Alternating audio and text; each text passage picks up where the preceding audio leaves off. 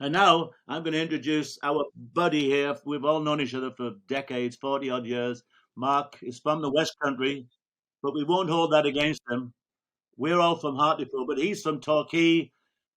Mark Emery. I give you the one and only Mark Emery. Oh, thanks, Granny. Yeah, well, I'm actually from Paynton, Devon, which is the Same English thing. Riviera. It's not Yeah, same Hartlepool. thing, all part of it, yeah. No, nowhere near Hartlepool. Um, I worked for Wishbone Ash for many years, as you know, sort of right from the beginning. In fact, prior to them becoming Wishbone Ash, they were called the Empty Vessels, and they were a local band around Torbay. And me and Glenn, particularly, were really good mates. But when we moved up to London, which was, I think I was 16 or 17, um, we moved into an area called Gloucester Avenue, near Primrose Hill, Camden Town. We're right behind the Roundhouse, you know. Those days they had Sunday gigs going on all day, lots of nice chicks and sort of hippie, clothes and everything. It was really nice. It's a nice area to live. And Glenn went back to Torquay.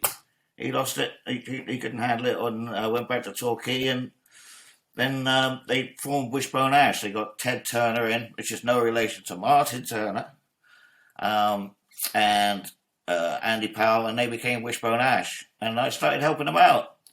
Um, you know, I remember when they were rehearsing at Mars Copeland's house, who was their manager, American manager.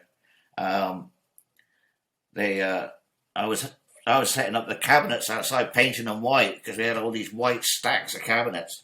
And I could hear this drummer in the background. He was terrible, and it was Stuart Copeland practicing upstairs, and he did get better. I think Yeah, just about to say I think he did. he I think he did improved. get better.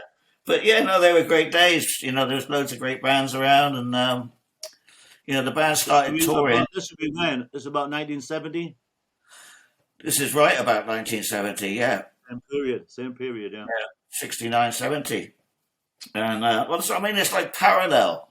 You and Mao and Wilco, all coming from Hartlepool. I was coming up from Devon. We're all in London, sort of mixing and getting our feet, on the ground with working.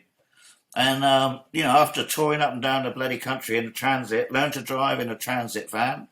Um, the band started taking off. People like John Peel were getting behind the band, and it was starting to move. So we were doing better gigs and stuff.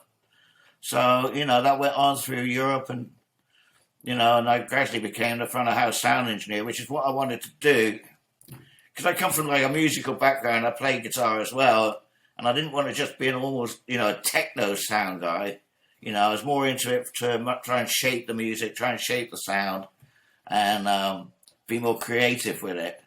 And you probably hated me for that, but we ended up working together.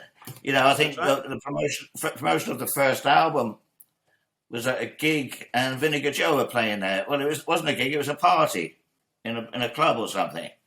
Yeah. And I think that's where I first met you and Mal for sure. And before long, you guys were working with us.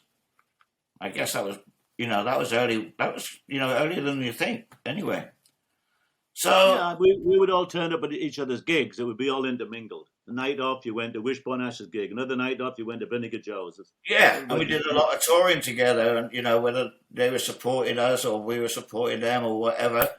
And it all gradually built up and built up. And before long, a couple of years later, or a year or so later, we were touring the States. And that was, that's a whole nother story. But, it was like going to another planet for me, even just going to a McDonald's with thick freaking milkshakes. But like the first gigs we did with, Three Dog Night, Canned Heat, in bloody great big dusty stadiums, sports arenas. really hot in Florida and shit. And it was like, anyway, that was a great experience.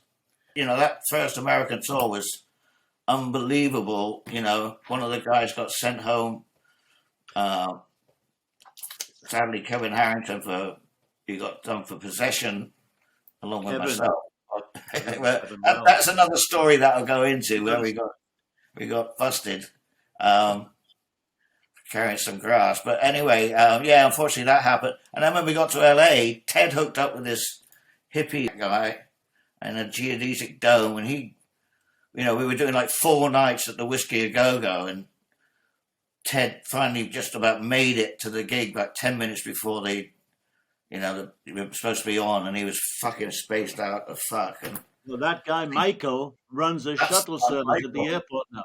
He runs a shuttle service. Mickey's spaceship shuttle. You come off the plane. Are you going to get in a spaceship shuttle? But people do. He tried to recruit me as a driver. I almost went for it just for the hell of it. Yeah. Anyway, we went on. I helped with a lot of recording and stuff, and we moved to Connecticut. We just, then we had the power station remote truck out there in Connecticut, one of the houses. In fact, we had a house together out there, Granny, if you remember. I'll put a picture up. I sent you that. I sent you that picture. Yeah. Yeah, you did. I want my credits. I want my credits. So anyway, I went on and on and on until about 78. Then I left them, worked with the Average White Band for about 4 years. That's a whole nother story. I've done that too. That was 81, 82, 83. It was insane. Yeah, it was, yeah. Connecticut. But, they were great guys. I love the White Band. I knew them from early on back in London. When we first had flats in London, we were doing gigs with Glencoe, which was the predecessor to, I think, Onnie and Alan's part of the Average White Band. And I was living with Onnie up at Bennington Road. Did you ever go up there to the house at Bennington Road? Hamish lived up there. Where's this at? In what? In Hampstead. London?